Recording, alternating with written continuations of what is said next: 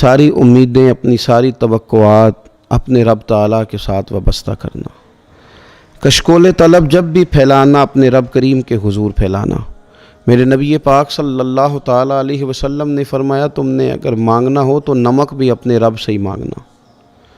تمہارے جوتے کا تسمہ ٹوٹ جائے تو اس کے لیے بھی اپنے مالک کے حضور ہی کشکول طلب دراز کرنا۔ ہم یہ دیکھتے ہیں کہ کچھ عرصے سے سوسائٹی کے اندر گداگری، مانگنا، ہر چوک میں، ہر اشارے پہ، ہر بازار میں، ہر مارکیٹ میں لوگوں کا ہاتھ پھیلا کے سوال کرنا، مسلم سوسائٹی کے اندر، مسلمان معاشرے کے اندر یہ بات باقی سارے معاشروں سے زیادہ معیوب ہے۔ اس لیے کہ ہم تو اس دین کے ماننے والے ہیں جس دین نے ہمیں یہ بتا دیا ہے کہ جب اللہ تعالیٰ نے کسی کو پیدا کیا تھا تو اس کا رزق لکھ دیا تھا۔ ہم اس دین کے ماننے والے ہیں جس میں رب تعالیٰ ارشاد فرماتا ہے کہ زمین پر ہر چلنے والے کا رزق اللہ تبارک و تعالیٰ کے ذمے۔ انسان کی ڈیوٹی یہ تھی کہ وہ تھوڑی سی محنت کرتا، تھوڑی سی کوشش کرتا، اللہ کی ذات پہ بھروسہ رکھ کے گھر سے نکلتا، اور سرور کائنات صلی اللہ تعالیٰ علیہ وسلم نے فرمایا، تم اللہ پہ بھروسہ کر کے گھر سے نکلو، رب تمہیں اسی طرح رزق عطا فرمائے گا جس طرح پرندوں کو عطا فرماتا ہے کہ وہ صبح بھوکے نکلتے ہیں، شام کو لوٹتے ہیں تو اللہ انہیں پیٹ بھر کے روزی عطا کرتا ہے۔ گداگری کرنا، مانگنا، کشکول طلب پھیرانا۔ اصحاب صفا جو مسجد نبوی شریف میں رہ کر تعلیم حاصل کرنے والے لوگ تھے، ان کا ظاہری طور پر کوئی کاروبار نہیں تھا، انہوں نے اپنے آپ کو وقف کر لیا تھا دین کی تعلیم کے لیے۔ ان کی ضروریات تھیں، صحابہ ان کی ضروریات کا خیال رکھتے تھے، کئی دن ان کو فاقے کاٹنے پڑتے تھے، لیکن اللہ فرماتا ہے لا یسألون الناس الحافا، وہ لوگوں سے گڑ گڑا کے سوال نہیں کرتے۔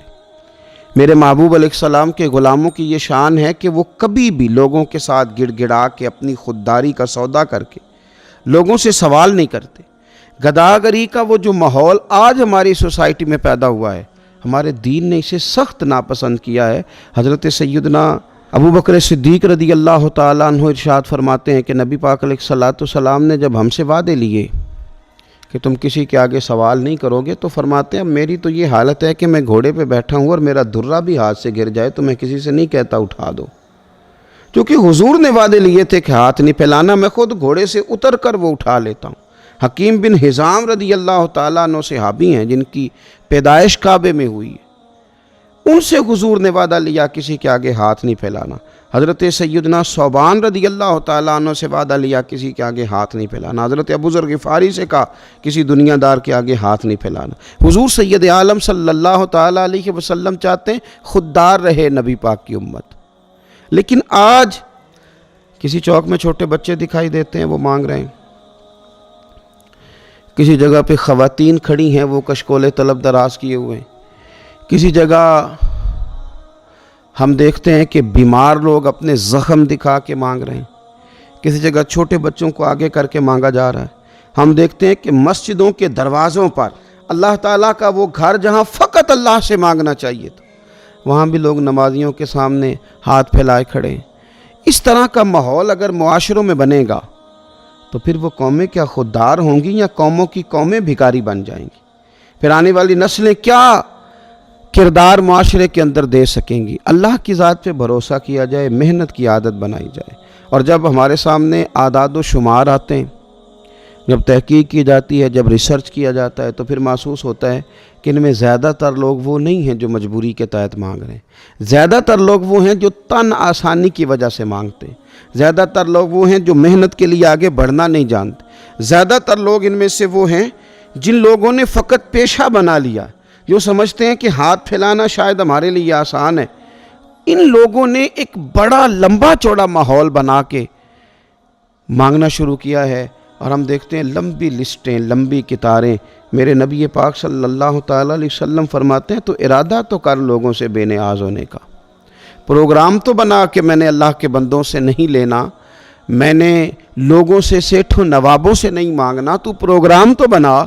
تو لوگوں سے بے نیاز ہونے کا ارادہ کر، اللہ تجھے لوگوں سے بے نیاز کر دے گا،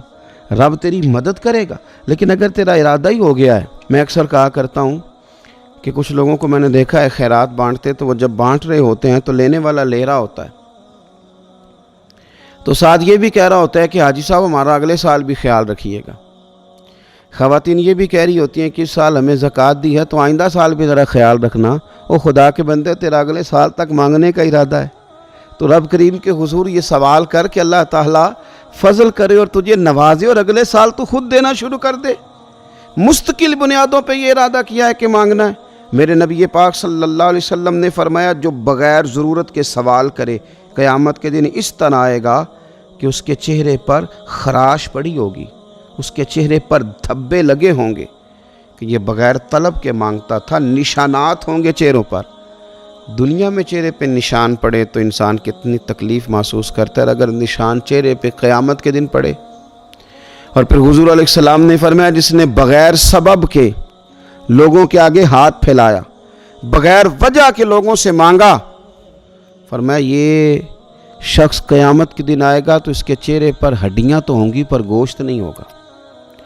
بلا وجہ مانگنا اور پھر اس طرح کا ماحول بنا لینا کہ بس میں اتنے پیسے، اور ایک تو یہ لوگ مانگتے ہیں اور ایک اور لوگ ہیں، ایک تو ہاتھ پھیلا کے مانگتے ہیں اور ایک وہ ہیں جو گزارا ہی لوگوں کے پیسوں پہ کرنا چاہتے ہیں۔ وہ چاہتے ہیں کہ آج فلاں آدمی سے تحفہ وصول کر لوں، فلاں آدمی سے فلاں چیز لے لوں، فلاں کا پیسہ فلاں جگہ استعمال کر لوں۔ وہ بھی ایک ماحول ہے کہ دوسروں کی جیبوں پہ نظر رکھتے ہیں۔ حضور علیہ السلام سے پوچھا گیا تھا عزت کیا ہے؟ فرمایا جو رب نے تجھے دیا ہے اس پہ قناعت کر، اللہ عزت عطا کرے گا۔ تو یا رسول اللہ صلی اللہ علیہ وسلم ذلت کیا ہے؟ فرمایا لالچ نہ کرنا، رسوا کر دیا جائے گا۔ قناعت کریں، اللہ نے جو دیا ہے اس پر راضی رہیں اور خودداری کا مظاہرہ کریں اور زندگی بھر ہاتھ پھیلانے سے بچیں۔ ایک تو یہ کہ آپ اگر ہمارے جاننے والوں میں سے، ہماری پہچان والوں سے کوئی لوگ ایسا کام کرتے ہیں تو کوشش کریں ان کی گداگری ختم کر کے انہیں کام کی عادت پہ لگایا جائے۔ اور اگر ہمیں یہ محسوس ہوتا ہے کہ یہ آدمی بلا وجہ ہاتھ پھیلا رہا ہے تو ایسے لوگوں کی حوصلہ شکنی کریں، ان کو تنبیہ کریں، ان کو اس کام سے باز رکھنے کے لیے طریقہ کار اختیار کریں۔ اور میری حکومت وقت سے بھی اپیل ہے کہ آپ خود تلاش کریں، آپ اپنے سورسز کے ساتھ پتہ کریں کہ کون کون لوگ بھکاری ہیں جو پیشہ ور ہیں، آپ ان کو وہاں سے لے کے مناسب مزدوری پہ لگائیں۔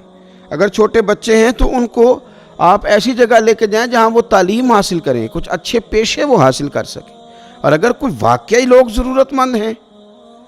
واقعی کچھ لوگ ایسے ہیں جن کو حاجت ہے،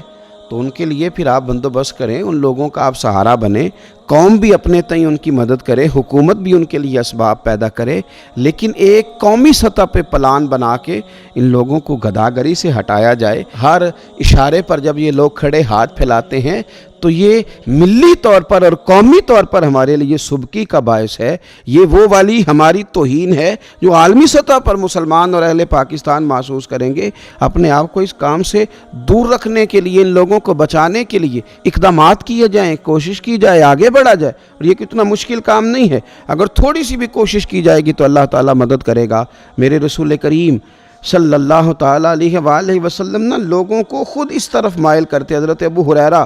رضی اللہ تعالیٰ عنہ ارشاد فرماتے ہیں کہ 2 آدمی حضور کی بارگاہ میں حاضر ہوئے، انہوں نے نبی پاک صلی اللہ تعالیٰ علیہ وسلم سے کچھ مانگا۔